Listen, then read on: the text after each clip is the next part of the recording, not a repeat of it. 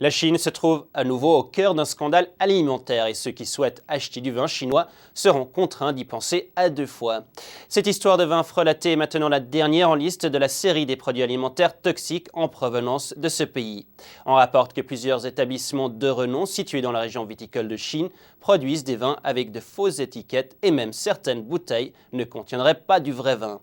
Ce dernier scandale de vin truqué pourrait fortement entacher la crédibilité de l'industrie vinicole du pays.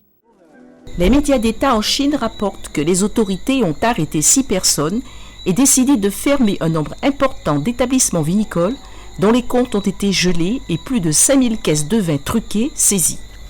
Selon certaines sources, Jihua, l'une des sociétés soupçonnées, pouvait vendre jusqu'à 2,4 millions de bouteilles de vin annuellement. Un porte-parole de la chaîne de grande distribution Walmart à Pékin a déclaré aux médias chinois que tous ces vins suspectés avaient déjà été retirés du rayonnage des magasins. Les experts ont retrouvé des additifs mélangés au vin qui pourraient provoquer l'arythmie cardiaque, la migraine, tout en étant potentiellement cancérigènes. Le vin rouge est de plus en plus populaire chez les Chinois de classe moyenne. Selon les détaillants, la Chine se situe au 5e rang du marché mondial d'exportation des vins.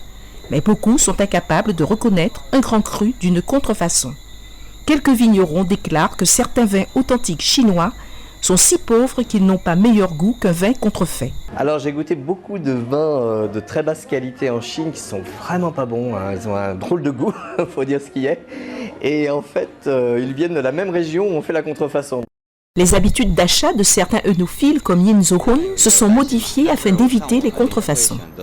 Il est difficile de ne pas être un peu inquiet, mais les gens comme nous choisissent les marques qui leur sont familières et qu'ils achètent régulièrement. Ils vont plutôt au supermarché ou au magasin spécialisé pour les acheter, pour ne pas avoir à s'inquiéter. Le scandale du vin frelaté est le dernier d'une série de manquements à la sécurité des produits en Chine. En septembre, la Chine promettait une stricte application de la peine de mort pour les coupables des infractions les plus graves à la sécurité alimentaire.